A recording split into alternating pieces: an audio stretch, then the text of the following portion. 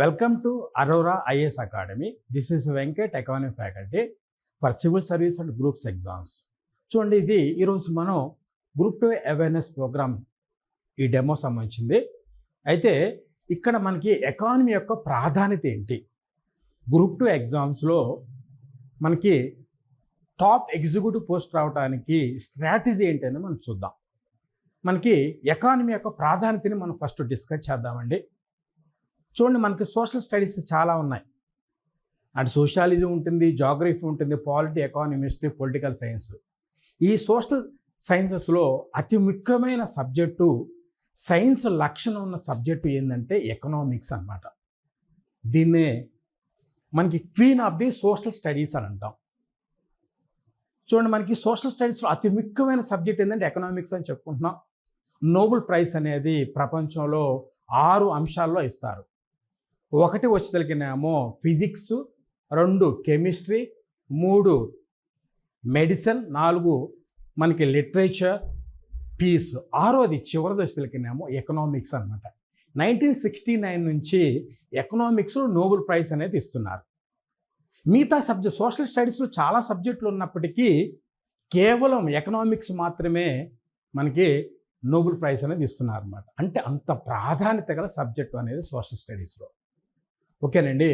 అయితే మనకి group 2 top executive సాధించడానికి ఎకనామీ యొక్క ప్రాధాన్యత ఎంత ఉందనేది మనం పరిశీలిద్దాం. చూడండి, మనకి గ్రూప్ 2 ఎగ్జామ్లో ఈ ఎకనామిక్స్ అంటే జనరల్గా మనకి ఎకనామిక్స్ అంటారు, కానీ ఎకానమీ కొద్ది వేరియేషన్ ఉంటుంది. ఎనివే మనకు కావాల్సింది ఏంటంటే ఎకానమీ అన్నమాట. ఇప్పుడు మనకి గ్రూప్ 2లో ఎగ్జిక్యూటివ్ ఆఫీసర్స్ ఉంటారు. ఎగ్జిక్యూటివ్ ఆఫీసర్స్ తర్వాతనేమో టాప్ ఎగ్జిక్యూటివ్ ఆఫీసర్స్.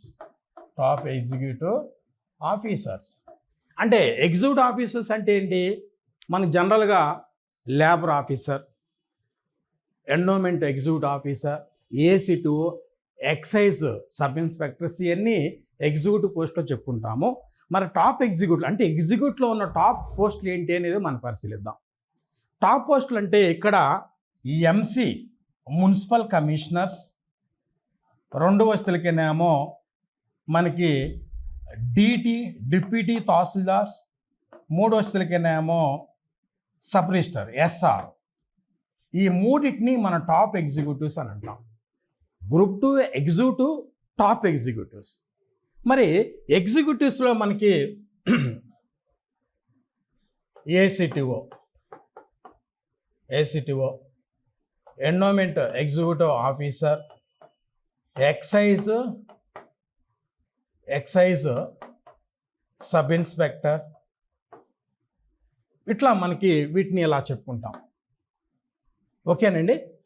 అయితే మీకు ఎక్కువ మార్కులు ఎవరైతే స్కోర్ చేస్తారో గ్రూప్ 2లో వారికి మాత్రమే టాప్ ఎగ్జిక్యూటివ్ పోస్ట్. సపోజ్ ఒక వ్యక్తికి ఏసీటీ వచ్చింది ఎగ్జామ్లో, ఇంకో వ్యక్తి డిప్యూటీ తహసీల్దార్ వచ్చింది. మరి ఏసీటీ ఏమనుకుంటా అంటే, అయ్యో నాకు ఇంకొక 10 మార్కులు, 5 నుంచి 10 మార్కులు కనుక వచ్చినట్లయితే ఖచ్చితంగా నేను డీటీ అయ్యేవాడిని అని ఒక బాధ ఉంటుందన్నమాట. నెక్స్ట్ ఎగ్జామ్ కోసం మళ్ళీ ప్రిపేర్ అవడానికి అతను ప్రయత్నం చేస్తూ ఉంటాడు. జస్ట్ ఒక 10 మార్కులు పెరిగితే మనకి top executive municipal commissioner, DT, sub registers post రావడానికి అవకాశం ఉంటుంది. మరి గ్రూప్ 2లో ఒక 10 మార్క్స్ ఎక్కువగా రావటానికి, మిగతా పేపర్ల కంటే ఎక్కువ మార్కులు రావడానికి ఎలా ప్రయత్నం చేయాలి? ఎవరైతే ఎకనామిక్స్లో ఎక్కువ మనీని ఎక్కువ మార్క్స్ని స్కోర్ చేయగలరో వారు మాత్రమే టాప్ పోస్టులోకి వెళ్ళడానికి అవకాశం ఉంటుంది. ఇక్కడ చూద్దాం, మనకి డిటి తీసుకుందాం. డిటి కనుక వచ్చినట్టయితే అతనికి తర్వాత ఎంఆర్ఓ అవుతాడు, తర్వాత ఆర్డీఓ, తర్వాత డిఆర్ఓ, డిస్ట్రిక్ట్ రెవెన్యూ ఆఫీసర్. ఇంకా కొద్దిగా చిన్న వయసులోనే డిటి వస్తే జాయింట్ కలెక్టర్ దాకా వెళ్ళడానికి అవకాశం ఉంది. అంటే ఇది టాప్ ఎగ్జిక్యూటివ్ పోస్టులు అన్నమాట. ఇక్కడ మనకి ఒకటి గమనించాలండి, అంటే ఎకనామిక్స్లో ఎక్కువ మార్కులు వస్తేనే మనకి టాప్ ఎగ్జిక్యూటివ్ పోస్ట్ రావడానికి అవకాశం ఉంది. మరి ఎకనామిక్స్లో ఎక్కువ స్కోర్ రావడానికి ఎలాంటి ప్రయత్నం చేయాలి? ఏం చేయాలి, ఏం చేస్తే మనకి టాప్ ఎగ్జిక్యూటివ్ రావడానికి అవకాశం ఉందనేది చూడొచ్చు. ఇక ఇక్కడ చూద్దాం, మనకి గుడ్ స్టూడెంట్ తీసుకుందాం. Good student. Next very good student తీసుకుందాం. Very good student. Very very good student. Very very good student. ఓకేనండి. ఇట్లా 3 రకాల క్లాసిఫికేషన్స్ ఉన్నాయి.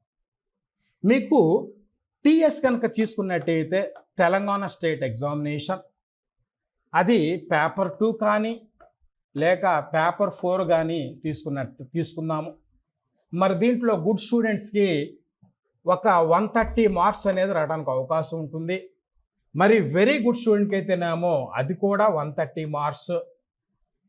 వెరీ వెరీ గుడ్ స్టూడెంట్కి అయితేనేమో 130 మార్క్స్. అదే కనుక మనకి టీఎస్ 3rd పేపర్లో, అంటే ఎకానమీ పేపర్లో, మరి ఎకానమీ పేపర్లో గుడ్ స్టూడెంట్కి ఏమో 100 మార్కులు, వెరీ గుడ్ స్టూడెంట్కి వచ్చేసరికేనేమో 120 మార్క్స్, వెరీ వెరీ గుడ్ స్టూడెంట్కి 130 మార్క్స్ అనేది రావడానికి అవకాశం ఉంటుంది. అంటే ఇక్కడ ఎకానమీలో ఎవరైతే వెరీ వెరీ గుడ్ స్టూడెంట్ ఆ వ్యక్తికి మాత్రమే 130 మార్క్స్, దానికంటే ఎక్కువ రావడానికి అవకాశం ఉంటుంది. ఇప్పుడు చూడండి, మనకి 2nd పేపర్ కానీ 4th పేపర్ కానీ తెలంగాణ స్టేట్లో కానీ, అంటే నాన్ ఎకానమీ సెగ్మెంట్లో ఎంత చదివినా కూడా, బాగా చదివినా, ఇంకా బాగా చదివినా కూడా మ్యాక్సిమం అనేది 130 కంటే రాదు. అందరికి ఒకే విధంగా వస్తుంది. ఎందుకంటే డెప్త్ అనేది ఎక్కువగా ఉండదు. బాగా చదివే స్టూడెంట్కి ఎటువంటి బిట్ అయినా సమాధానం ఆన్సర్ చేయడానికి అవకాశం ఉంటుంది దేంట్లో, 2nd and 4th పేపర్లో. అలా ఎకనామిక్స్ అలా కాదు. బాగా గుడ్ స్టూడెంట్కి 100 వస్తాయి, ఇంకొద్దిగా కష్టపడ్డ వాడికి 120, బాగా కష్టపడ్డ వ్యక్తికి, ఎక్కువ స్పెషల్ క్వాలిటీస్ ఉన్న వాళ్ళకి 130 మార్క్స్ వస్తాయి. ఇక్కడ చూసారా, ఎక్స్ట్రా ఇతనికి ఒక 10 మార్క్స్ అనేది వస్తున్నాయి. అంటే డిటి, మున్సిపల్ కమిషనర్ లేక ఎస్ఆర్ సబ్ రిజిస్టర్, ఇలాంటి టాప్ ఎగ్జిక్యూటివ్ పోస్టులు రావడానికి మీకు ఈ 10 మార్క్స్ అనేది బాగా ఉపయోగపడతాయి అన్నమాట. అంటే ఇక్కడ ఎకానమీలో వెరీ వెరీ గుడ్ స్టూడెంట్ అంటే ఎవరు అంటే, ఇక్కడ మనకి సిలబస్ కరెక్ట్గా తెలిసి ఏమి చదవాలి ఏమి చదవకూడదు తెలిసి ఉండాలి. రెండోది, ఓల్డ్ పేపర్స్ ప్రాక్టీస్ చేయాలి.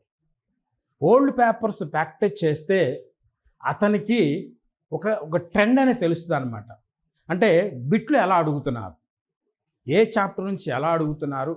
మనకి మొన్న గ్రూప్ 2 ప్రిలిమ్స్ చూసుకున్నాం ఆంధ్రప్రదేశ్లో, చాలా టఫ్గా అడిగారు క్వశ్చన్స్.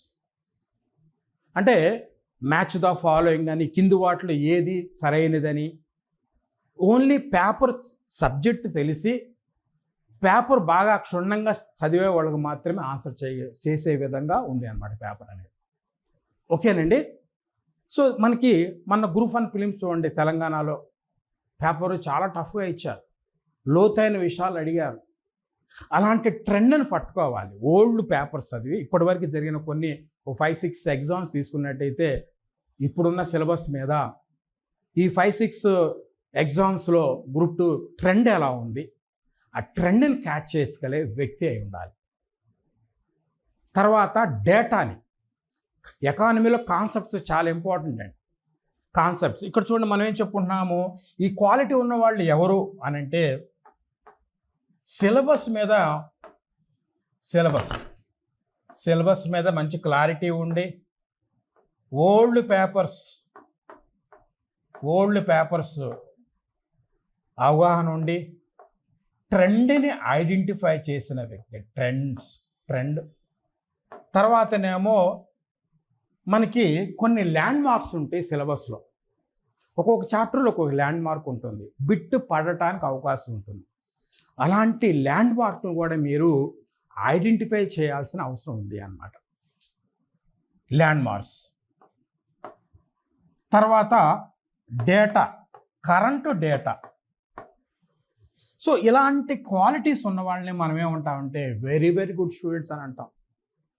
ఈ క్వాలిటీస్ ఉన్న వ్యక్తులు ఖచ్చితంగా వాళ్ళకి మంచి మార్కులు రావడానికి అవకాశం ఉంటుంది.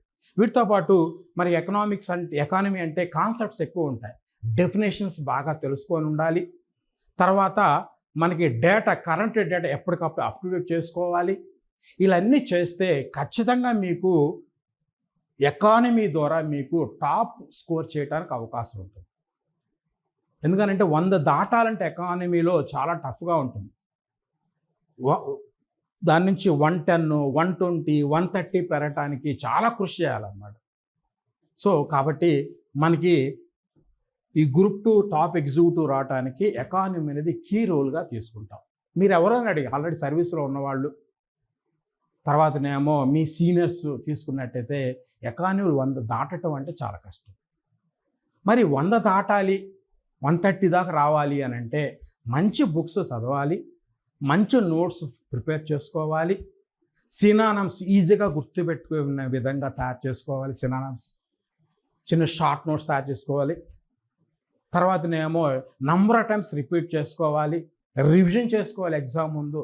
ఇలాంటి అన్ని చేస్తేనే మనకి ఈ వెరీ వెరీ గుడ్ స్కోర్ అనేది రావడానికి అవకాశం ఉంది. ఎందుకంటే జనరల్గా ఎకానమీ అంటే ప్రతి వాళ్ళకి భయపడుతూ ఉంటారు. చాలా హార్డ్గా ఉంటుందండి ఎకానమీ. కొత్త వాళ్ళు కానీ పాత వాళ్ళు కానీ ఎగ్జామ్ రాసిన వాళ్ళు కానీ, ఇది వాస్తవం కాదండి. ఎందుకు అని అంటే ఇప్పుడు వేరే సబ్జెక్టులు తీసుకున్నాం సోషల్ స్టడీస్, వెంటనే అర్థమవుతాయి, వెంటనే మర్చిపోతాం, అది తేలిగ్గానే ఉంటుంది. కానీ ఎకానమీ అట్లా కాదండి.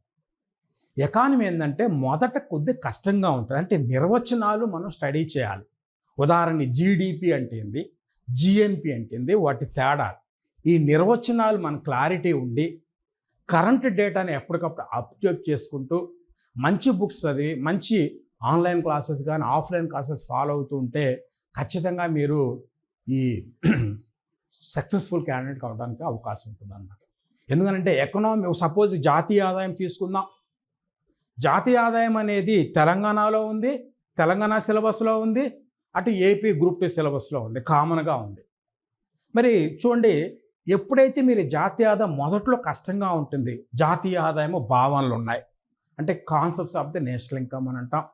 వాటిలో జీడిపి ఉంటుంది, తర్వాతనేమో మనకి జిఎన్పి, ఎన్డిపి, ఎన్ఎన్పిఎఫ్సి, ప్రైవేట్ ఆదాయము, వెస్తి ఆదాయము,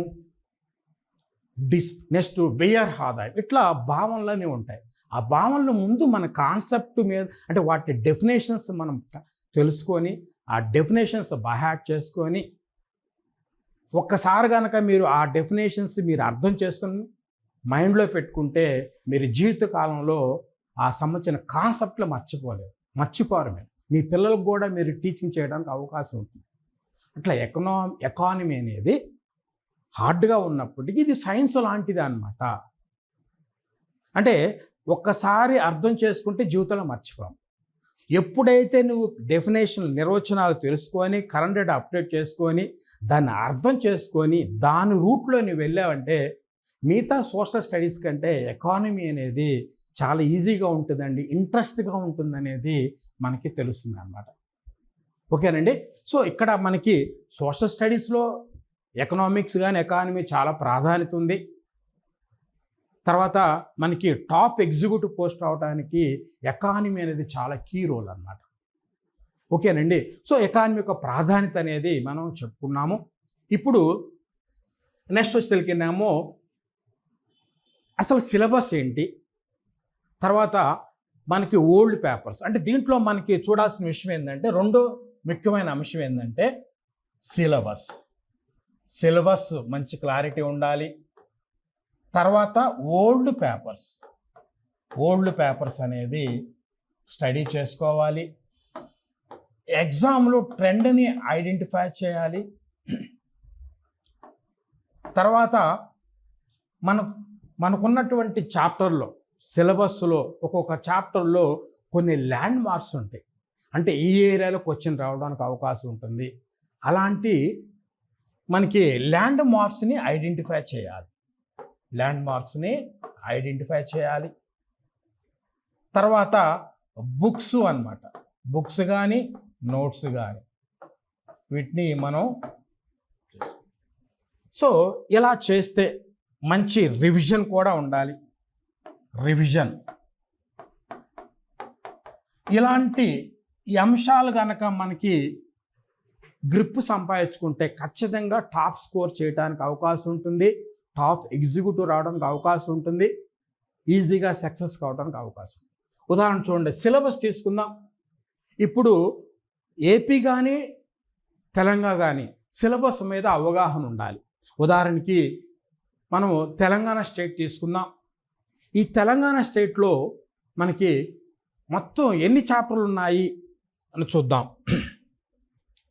చూడండి, టిఎస్ తెలంగాణ స్టేట్ సంబంధించినటువంటి గ్రూప్ 2, తర్వాత ఏపీకి ఆంధ్రప్రదేశ్. ఇదేమో 150 మార్క్స్ అండి. ఇది వచ్చేసరికినేమో 75 మార్క్స్. 75 మార్క్స్. ఓకే, మరి గతంలో ఉమ్మడిగా ఉన్నప్పుడు 150 మార్క్స్ ఉన్నాయి. మరి ఏపీలో రీసెంట్గా మార్పు చేశారు. 150 మార్క్స్ని కాస్త 75కి పెంచి మిగతా 75 మార్క్స్ అనేది సైన్స్ అండ్ టెక్నాలజీ పెట్టారన్నమాట. ఇది పేపర్ 2 కిందకు వస్తుంది. పేపర్ 2 కిందకు వస్తుంది. ఎకానమీ ఉంటుంది, ఎకానమీ ఉంటుంది. రెండో దేశాలకనేమో సైన్స్ అండ్ టెక్నాలజీ అనేది ఉంటుంది. ఇట్లా మనకి ఈ రెండు కలిపితే 150. దాంట్లో ఏపీ గ్రూప్ 2 సిలబస్లో ఏపీ ఎకానమీ, ఇండియన్ ఎకానమీ కలిపి మొత్తం కలిసి 75 మార్కులు. అంటే సిలబస్ మార్పు చేయలేదు, మార్కులు మాత్రమే తగ్గించారు. ఇప్పుడు మనం టీఎస్ తీసుకుందాం. టీఎస్లో ఎకానమీ పాత్ర ఎక్కువ, ఎందుకంటే అక్కడ ఉన్న 4 పేపర్లో 150 మార్క్స్ ఎకానమీకే కనబడుతుంది. తర్వాతనేమో ఇక్కడ ఏపీలో వస్తేనేమో 75 మార్క్స్ అయినా కూడా దాని పాత్ర దాని ప్రాధాన్యత దానికి ఉంటుంది అన్నమాట.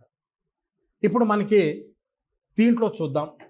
First part, second part, third part అనేది 3 పార్ట్లు ఉన్నాయి. First, second, third.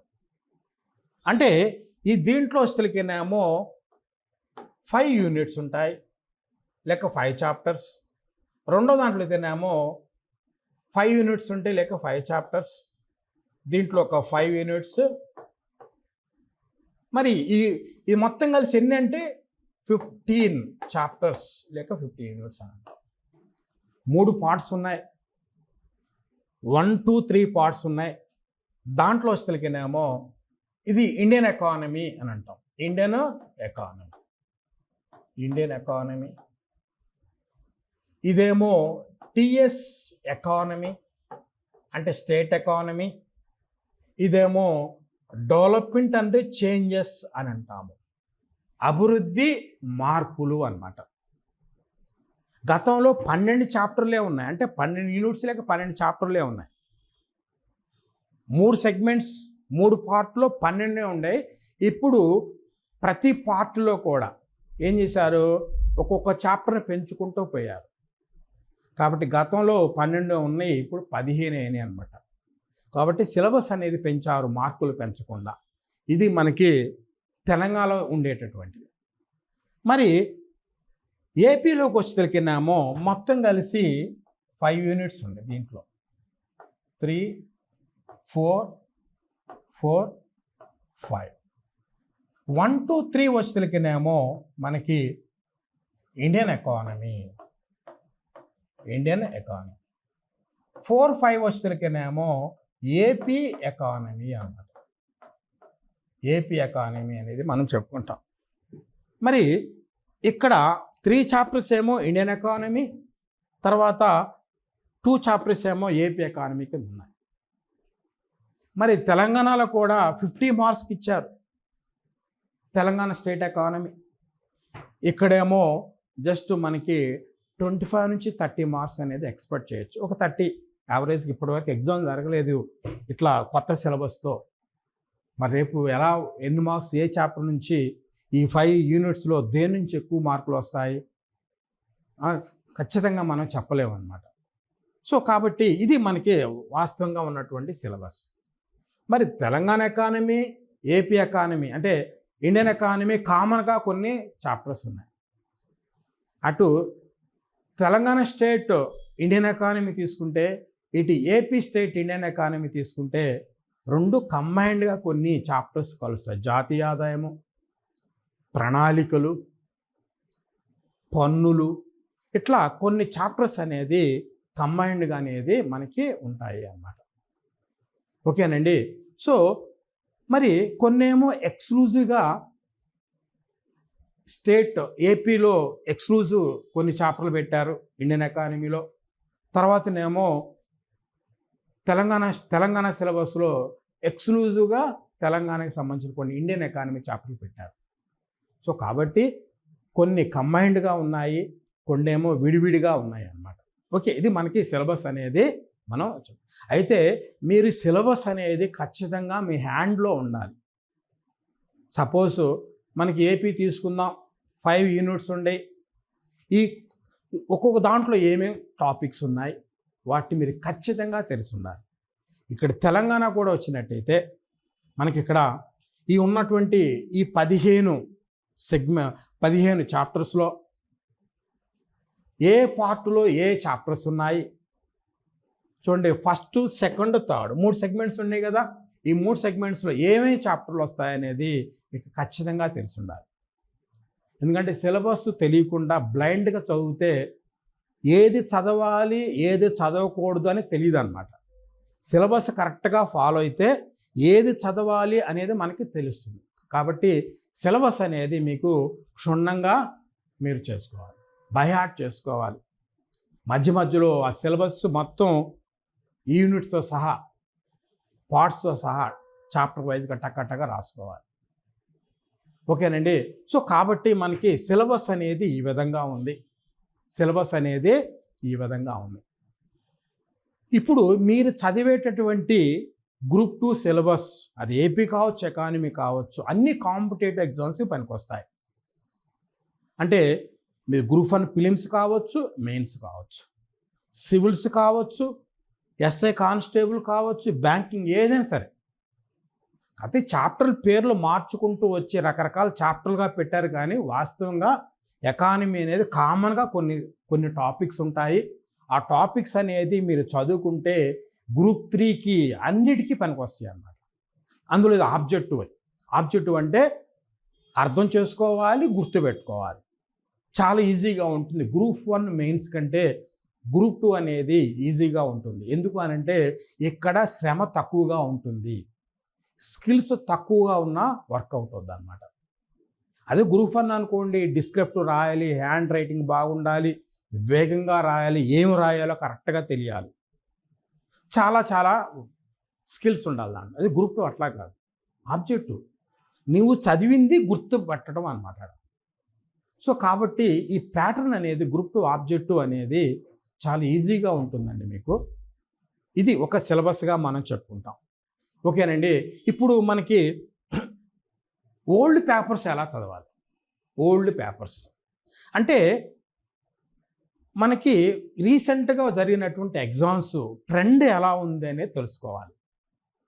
జనరల్గా మొన్న జరిగినటువంటి ఇక్కడ తెలంగాణలో గ్రూప్ 1 గతంలో జరిగిన ప్రిలిమ్స్ కానీ, తర్వాతనేమో ఏపీలో జరిగిన గ్రూప్ 2 ప్రిలిమ్స్ కానీ చూస్తే అక్కడ ట్రెండు లేక ప్యాటర్న్ ఎలా ఉంది అని అంటే చాలా టఫ్గా ఉంది. డైరెక్ట్ బిట్టులు అడగటం లేదు. చూడండి, డైరెక్ట్ బిట్లు అనేది అడగటం లేదు. వాళ్ళు మొత్తం కాన్సెప్ట్ అంతా తెలిసిన వ్యక్తి మాత్రమే ఆన్సర్ చేసే విధంగా ఉంది అన్నమాట. సపోజ్ జిఎస్టీ ఉంది. జనరల్గా జిఎస్టీ ఎప్పుడు అమలైంది, దాంట్లో ప్రత్యక్ష పన్ను, పరోక్ష పన్ను అట్లాంటి బిట్లు అనేది అడగట్లేదు అన్నాడు. ఆ జిఎస్టీలో ఉన్న మొత్తం ఇన్ఫర్మేషన్ ఎవరికైతే తెలుస్తుందో ఆ వ్యక్తి ఆన్సర్ చేయడానికి అవకాశం ఉండే విధంగా పేపర్ సెట్ చేస్తున్నారు. అంటే ఒక పేజీలో జనరల్గా ఒక 7-8 బిట్స్ అనేది గతంలో ఉండేవి, లేక 5 బిట్స్ వేసుకుందాం. ఇప్పుడు వచ్చేసరికి పేపర్ మొత్తం మీద 1 బిట్టు లేక 2 బిట్లు ఆ విధంగా డిజైన్ చేస్తున్నారు అన్నమాట. అంటే టెక్స్ట్ బుక్స్ కాకుండా తర్వాత నోట్స్ కాకుండా మీకు ఎవరైతే సబ్జెక్టు నేర్చుకొని ఎవరైతే న్యూస్ పేపర్ ఫాలో అవుతుంటారో ఈ రెండు కనెక్ట్ చేసుకుంటారో వాళ్ళు మాత్రమే కరెక్ట్గా ఆన్సర్ చేయగలుగుతున్నారు. దీన్నే మనం ట్రెండ్ అని అంటాం. ఓకేనండి, ఎగ్జాంపుల్ చూద్దాం ఎలా ఉంటుంది ట్రెండ్ అనేది మనం చూద్దాం. ఇక్కడ సపోజ్ మనకి ఆదాయ పన్ను తీసుకుందాం. ఈ ఆదాయ పన్ను కింది వాటిలో ఏది సరైనది అంటాడు.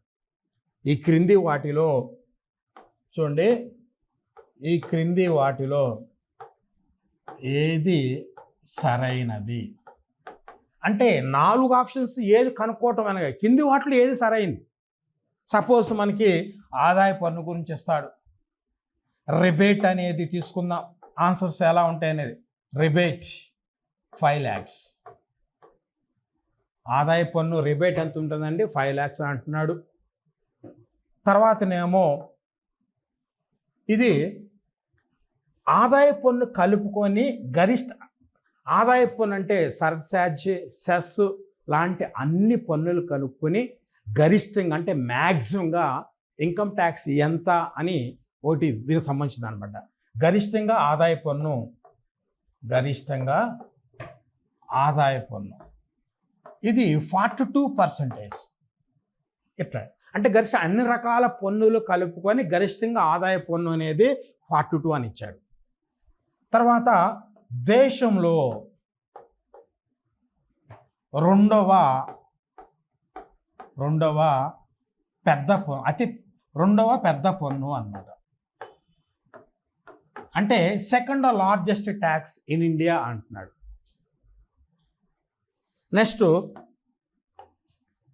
సెస్ అనేది 3% అంటున్నాడు.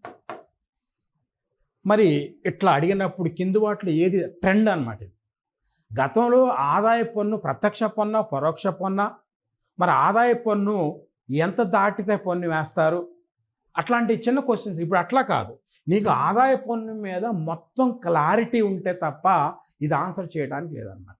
చూడండి ఆన్సర్స్ ఏమై ఉంటాయంటే రిబేట్ అనేది మనకి ఎగ్జంప్షన్ అన్నమాట.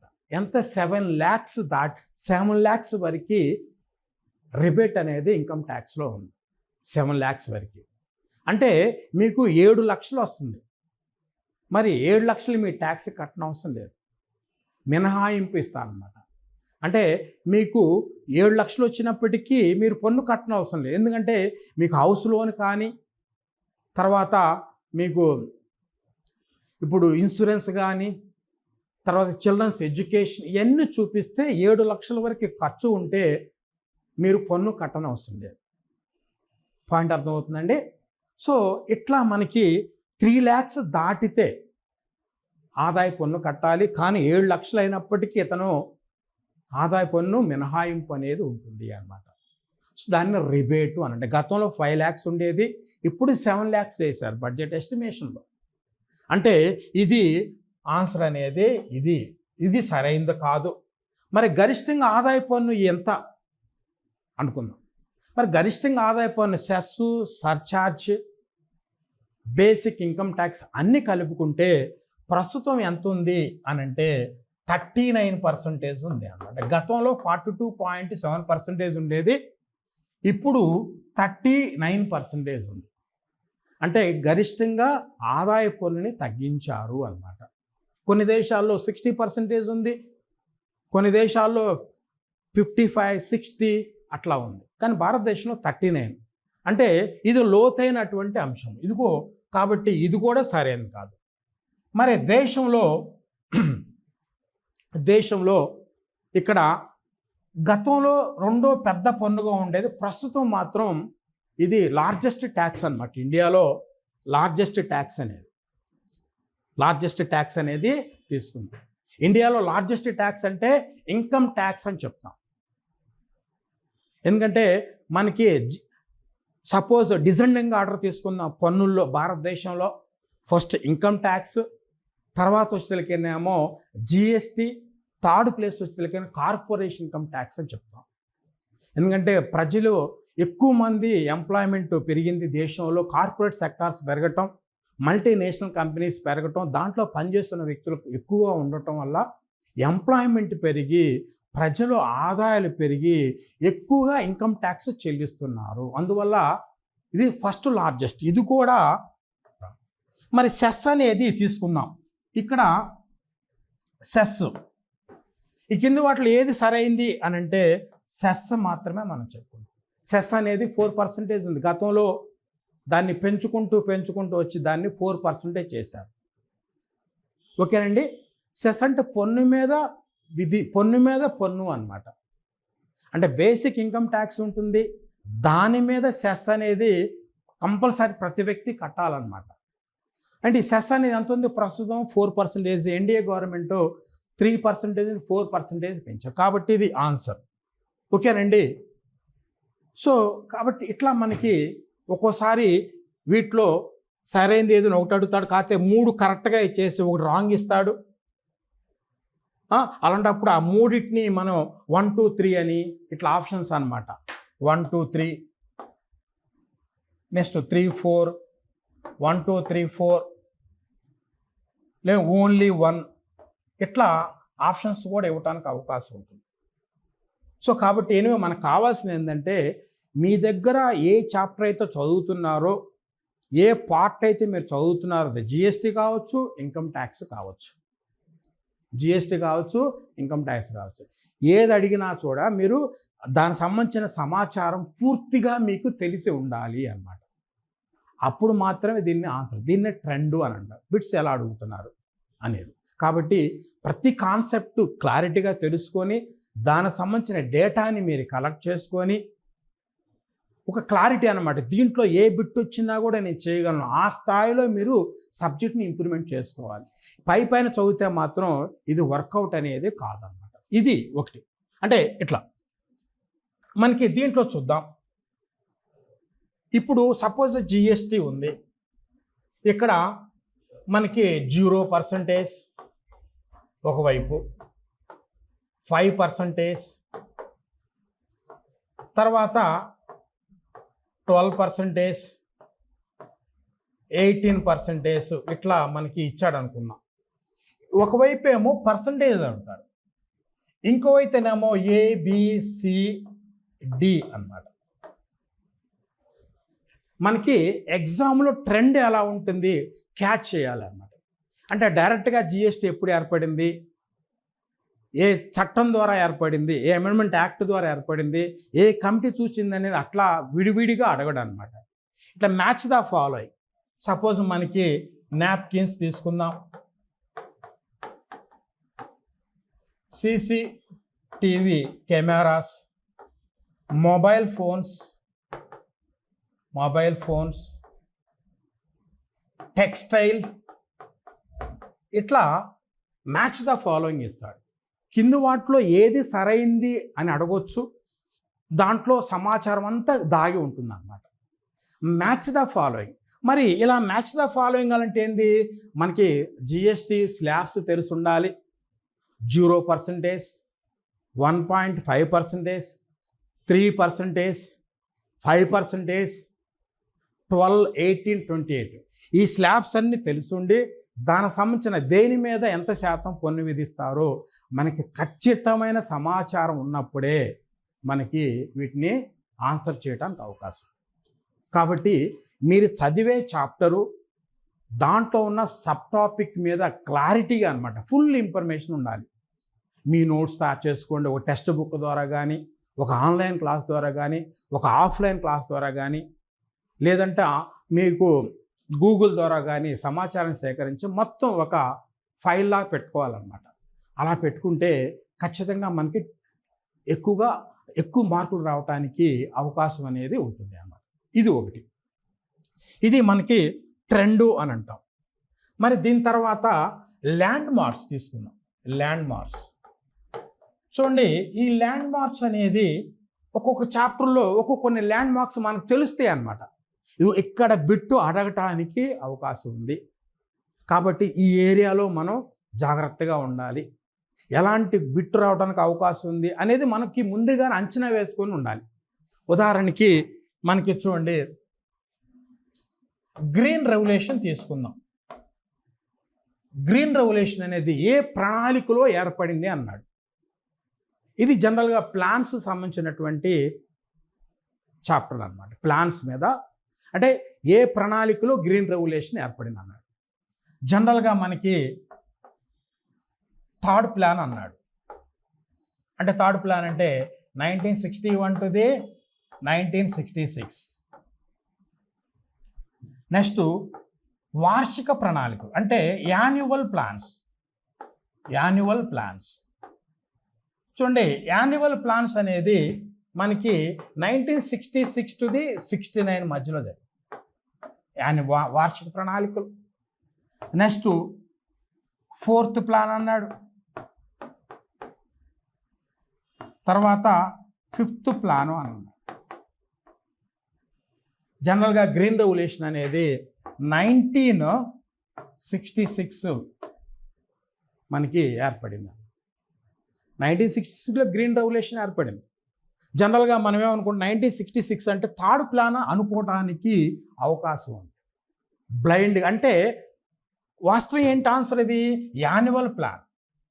1966-69 మధ్యన యాన్యువల్ ప్లాన్స్ 3 ఉన్నాయి అన్నమాట.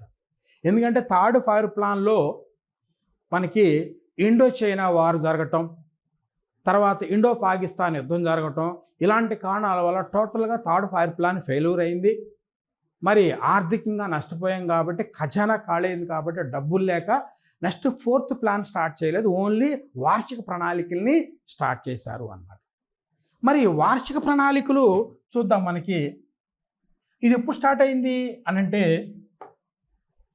థర్డ్ ప్లాన్ 1966 మార్చి 31 క్లోజ్ అయ్యాయి. 31 ఏప్రిల్ 1 మార్చి 31 క్లోజ్.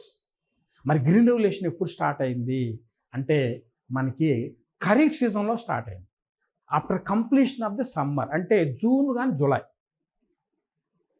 సో కాబట్టి మనకి అక్కడ క్లియర్ కట్గా ఇన్ఫర్మేషన్ ఉంటేనే వీటిని మనం ఆన్సర్ చేయగలం. ఇట్లా కూడా క్వశ్చన్స్ అడుగుతాడు అంటే ఓల్డ్ పేపర్ చూస్తే మనకి ఈ ల్యాండ్ మార్క్ అనేది చాప్టర్ వైజ్గా కూడా ఐడెంటిఫై చేయడానికి అవకాశం ఉంటుంది. ఎందుకంటే కన్ఫ్యూజన్ చేయడానికి ఎగ్జామినర్ ప్లాన్ చేసుకుంటాడు. అంటే స్టూడెంట్కి పూర్తిగా చాప్టర్ మీద, సబ్జెక్ట్ మీద, కాంటెంట్ మీద క్లారిటీ ఉందా లేదా అనేది కూడా టెస్టింగ్ చేస్తాడు.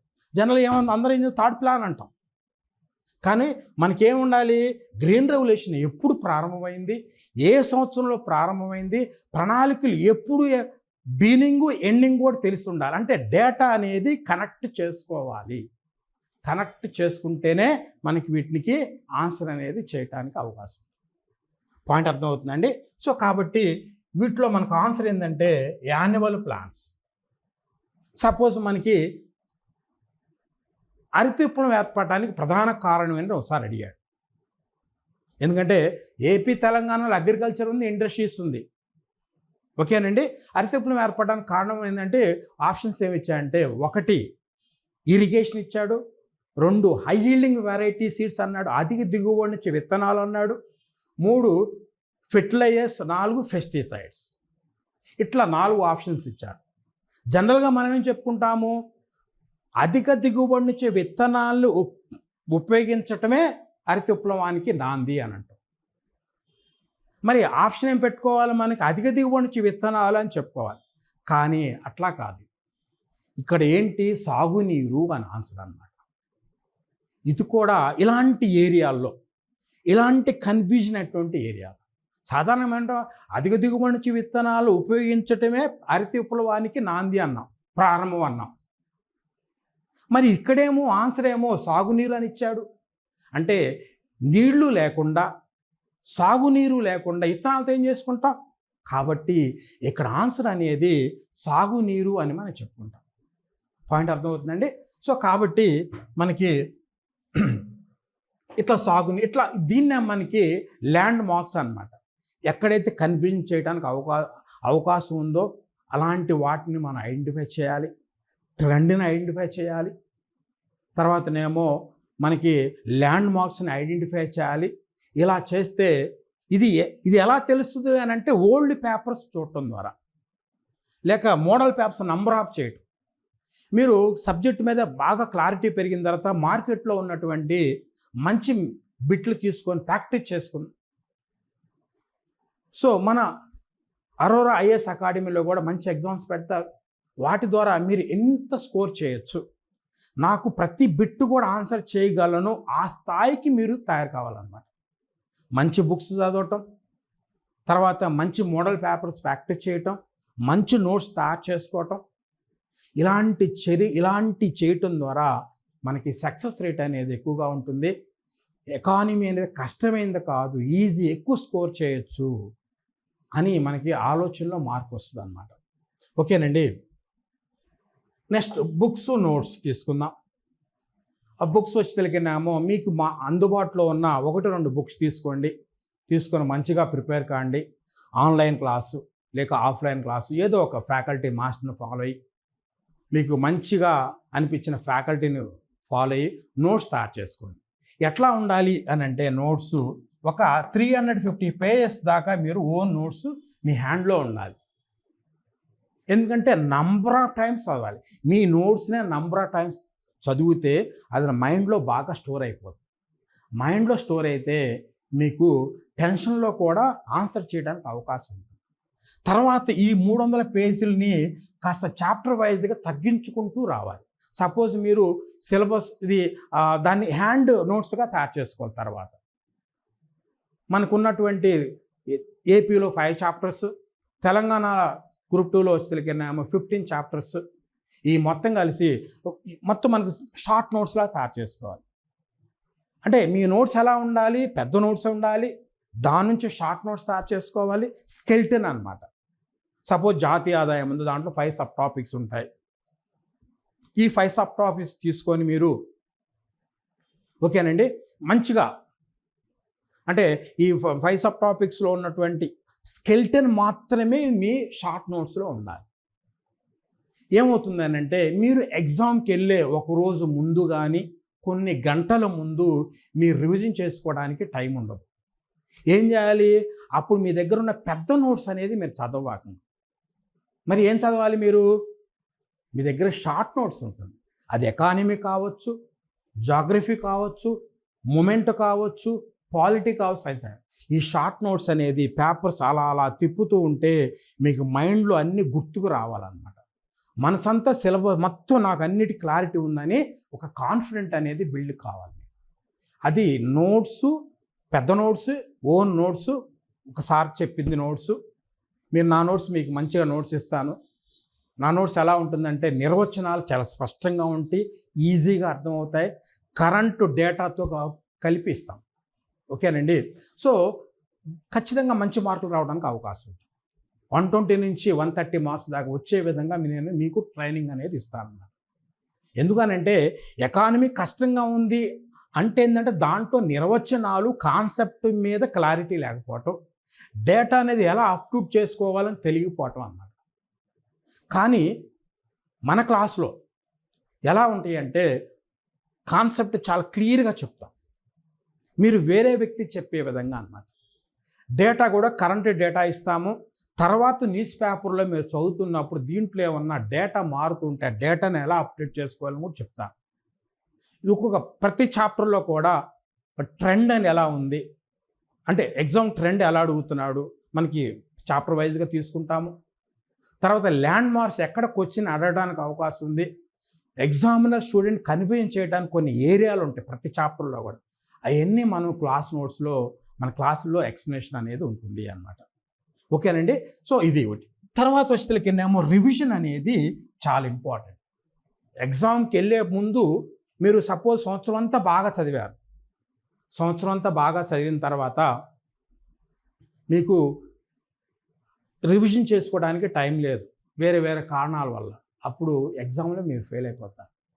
ఇది కాబట్టి చదివింది ఒక వ్యక్తి రివిజన్ చేసుకోవటం అనేది ఫైనల్ అన్నమాట. అంటే రివిజన్ ఎవరైతే కరెక్ట్గా చేసుకోగలరో వారు మాత్రమే సక్సెస్ అవుతారు. ఇప్పుడు సపోజ్ మీకు 1 మంత్లో ఎగ్జామ్ ఉంది, అది కాస్త 20 రోజులకు వచ్చేసింది, మీకు రివిజన్ చేసుకోవడానికి టైం ఉండదు. వేరే వేరే పనుల వల్ల బిజీగా. అప్పుడేమైందంటే గతంలో బాగా చదివి ఇప్పుడు మీరు రివిజన్ చేసుకోకపోవటం వల్ల ఎగ్జామ్లో మీకు కాన్ఫిడెంట్ అనేది పోతుంది. కాన్ఫిడెంట్ భయం ఏర్పడుద్ది. ఆ భయంలో కాన్సన్ట్రేషన్ ఫెయిల్ అయ్యిద్ది. మీరు ఎగ్జామ్లో సరిగ్గా చేయలేరు. కాబట్టి చదివింది ఒక ఎత్తు, దాన్ని రివిజన్ చేసుకోవటం ఒక ఎత్తు. అంటే ఎగ్జామ్ ముందు ఎప్పుడైతే మీరు రివిజన్ పర్ఫెక్ట్ అయ్యారో మీ మైండ్ చాలా క్లియర్గా ఉంటుందన్నమాట. మైండ్ అనేది చాలా క్లియర్గా ఉంటుంది. కాన్ఫిడెంట్ పెరిగిద్ది. కాన్ఫిడెంట్ పెరిగితే ఇంకా రివిజన్ పెరిగిద్ది. మైండ్ పవర్ కూడా పెరుగుతుంది అన్నమాట. ఇవన్నీ టెక్నికల్గా మీకు ఎగ్జామ్ రాసేటప్పుడు మాత్రమే తెలుస్తూ ఉంటాయి. ఓకేనండి. మరి తర్వాత మనకి కొన్ని చాప్టర్ వైజ్గా చార్ట్స్ తయారు చేసుకోవాలి. అది జాగ్రఫీ కావచ్చు, ఎకానమీ కావచ్చు, మూమెంట్ కావచ్చు. ఈ చాప్టర్ వైజ్గా ఈ డేటాని ఒక టేబుల్స్ అన్నమాట. ఆ టేబుల్స్ మీ దగ్గర పెట్టుకొని నంబర్ ఆఫ్ టైమ్స్ చూస్తూ ఉండండి. ఈ టేబుల్స్ నంబర్ ఆఫ్ టైమ్స్ చూస్తూ ఉండటం వల్ల ఏమవుతుంది అని అంటే మనకి ఒక క్లారిటీ పెరిగింది. అంటే ఎక్కువ మైండ్లో అట్లా స్టోర్ అయిపోయింది. వెంటనే ఎగ్జామ్లోకి వెళ్ళినప్పుడు మనకు కొద్ది టెన్షన్ పడ్డా లేకపోతే గజిబిజి అయినా కూడా ఆల్రెడీ ఈ మ్యాప్ పాయింటింగ్ అనేది మైండ్లో ఉంటుంది. కాబట్టి మీరు ఎగ్జామ్లో ఈజీగా సక్సెస్ కావడం, ఈజీగా త్వరగా ఆన్సర్ చేయడానికి అవకాశం ఉంటుంది. సో ఇట్లా వీటిని స్మార్ట్ రీడింగ్ అని అంటాం. దీన్ని ఎక్స్పీరియన్స్ అంటాం. మీ సీనియర్స్ అడగండి, సక్సెస్ఫుల్ క్యాండిడేట్స్ని అడగండి, ఎగ్జామ్ ముందు ఎలా ఉంటుంది, రివిజన్ ఎలా చేసుకోవాలి, ఓల్డ్ పేపర్స్ ఎలాంటి ఏ సంవత్సరంలో అంటే ఎన్ని సంవత్సరాలు ఓల్డ్ పేపర్ చదవాలి, ఎన్ని మీరు తెలుసుకోవాలన్నమాట. తెలుసుకుంటే మీరు ఖచ్చితంగా సక్సెస్ కావడానికి అవకాశం. మరి ఈ సిలబస్లో కూడా మనకి ముఖ్యమైన సిలబస్ ముఖ్యమైన సిలబస్ అంటే ఏది చాప్టర్ ముఖ్యమైన అంటే జాతీయ ఆదాయము, తర్వాత పన్నులు, ద్రవ్య విధానము, ప్రణాళికలు, ద్రవ్యోల్బణం, అట్లా కొన్ని ముఖ్యమైన చాప్టర్స్ అనేది మనకి అందుబాటులో ఉంటాయి. సో ఆ ముఖ్యమైన చాప్టర్ మీరు చదివేటప్పుడు ఎకానమీ అనేది చాలామంది భయం ఉంటుంది. ఈ భయం పోగొట్టుకోండి. ఎందుకంటే తేలికైనటువంటి చాప్టర్లు కొన్ని ఉంటాయి. పేదరికము, నిరుద్యోగము, ప్రణాళికలు, అలాంటి వాటితో స్టార్ట్ చేసి తర్వాత కొంత అవగాహన పెంచుకొని అప్పుడు జాతీయ ఆదాయము, వృద్ధి, అభివృద్ధి ఇలాంటి కాన్సెప్ట్ వాటికి వెళ్ళండి. డైరెక్ట్గా ఎట్లా చదువు కాకపోతే ఏంటంటే ఇట్లా ఈజీ నుంచి టఫ్కి వెళ్ళిపోతే బాగుంటుంది అన్నమాట. దానివల్ల మీ కాన్ఫిడెంట్ అనేది బిల్డింగ్ అవుతుంది. ఓకేనండి. సో కాబట్టి ఇక్కడ మనం ఏం చెప్పుకుంటున్నాము అని అంటే ఎకానమీ అనేది చాలా ముఖ్యమైనది టాప్ ఎగ్జిక్యూటివ్ పోస్ట్ సాధించడానికి. మీకంటే అంటే మీకు ఏసీటీ వచ్చింది, మీకంటే ముందున్న వ్యక్తికి 10 మార్కులు ఎక్కువ వచ్చింది, అతనికి డీటీ వచ్చింది. మీరు అతని స్థాయికి వెళ్ళాలి అంటే ఏం చేయాలి? కేవలం ఎకానమీ ద్వారా సాధ్యమవుతుంది. అంటే దాంట్లో 100 నుంచి 110, 120 అట్లా పెరుగుతూ వెళ్ళాలి అని అంటే only very very good student, extraordinary performance, extraordinary quality ఉన్న వాళ్ళకే ఆ స్కోర్కి వెళ్ళటానికి అవకాశం. ఓకేనండి. తర్వాత మనకి సిలబస్ కూడా మీరు ఎప్పుడు చూసుకుంటూ ఉండాలి. మంచి మెటీరియల్ కలెక్ట్ చేసుకోవాలి. మంచి ఆన్లైన్ మనకి డైలీ 2 hours ఆన్లైన్ క్లాసెస్ ఉంటాయి, లైవ్ క్లాసెస్ ఉంటాయి. తర్వాత మీకు మంచి మెటీరియల్ అనేది ఇవ్వటం జరుగుతుంది. కాన్సెప్ట్ చాలా క్లియర్గా, క్రిస్టల్ క్లియర్గా ఎక్స్ప్లెనేషన్ అనేది ఉంటుంది. ఎందుకంటే ఎకానమీలో నిర్వచనాలు ఉంటాయి. అసలు జీడిపి అంటే ఏంటి, జిఎన్పి అంటే ఏంటి, ఆ నిర్వచనం తెలిస్తేనే ఆ కాన్సెప్ట్ మనకు అర్థమవుతుంది. ద్రవ్యోల్బణం అంటే ఏంది, నిర్వచనాలు తెలిసి ఉండాలి. అట్లా నిర్వచనాలు, మంచి నిర్వచనాలు ఇస్తూ ఈజీగా అర్థమయ్యే విధంగా మంచి కరెంట్ డేటా. ఇప్పుడు సపోజ్ మీకు ఎకనామిక్ సర్వే ఉంది, ఎకనామిక్ సర్వే. రెండోది వచ్చేసరికేమో బడ్జెట్ ఎస్టిమేషన్ అన్న. ఇప్పుడు బడ్జెట్ ఎస్టిమేషన్ ఏది 2024 to 25, ఇది బడ్జెట్ ఎస్టిమేషన్. మరి ఎకనామిక్ సర్వే అంటే ఏంది అంటే ఇక్కడ చూద్దాం, మనకి బడ్జెట్కు ముందు ఉన్నటువంటి సంవత్సరాన్నే ఆర్థిక సంవత్సరం, దాన్ని ఎకనామిక్ సర్వే అని అంటాం. ఇప్పుడు మనం 24లో ఉన్నాం. ప్రస్తుతం పూర్తయిన సంవత్సరమే మనం ఆర్థిక సంవత్సరం, దాన్ని ఫైనాన్షియల్ ఇయర్ అంటాం. చూడండి, దీన్ని 2023 24 దీన్ని ఎకనామిక్ సర్వే. ఇప్పుడు వృద్ధి రేటు ఎంత అంటాడు. వృద్ధి రేటు ఎంత అంటే మనం 8.21. ఇక్కడికి వచ్చేసరికినేమో మనకి 6.5 to 7% అన్నారు.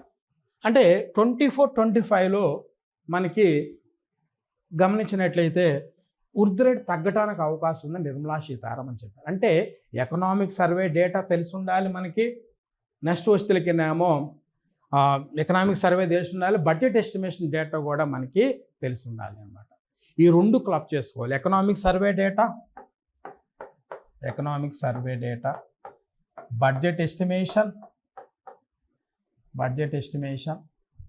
నెక్స్ట్ దీనికి ముందున్నటువంటి ఇదేమో 2024-25 అన్నాము, ఇదేమో 2023-24. దీని ముందు ఉన్నటువంటి డేటా కూడా మనం కనీసం 3 years డేటా అనేది కౌంట్ చేసుకోవాలి. ఇప్పుడు బడ్జెట్ ఎస్టిమేషన్ ఎంత అంచనా వేస్తున్నారు, వాస్తవంగా ఎంత వచ్చింది, తర్వాతనేమో దాని ముందు సంవత్సరం ఎంత అనేది మనం తెలుసుకోవాలి. ఇలా తెలుసుకుంటే దీన్నే కరెంట్ రేట్ అప్డేట్ చేసుకోవటం అన్నమాట. ఇలా అప్డేట్ చేసుకుంటే మీకు మంచి మార్కులు అనేది రావడానికి అవకాశం ఉంది. ఓకేనండి.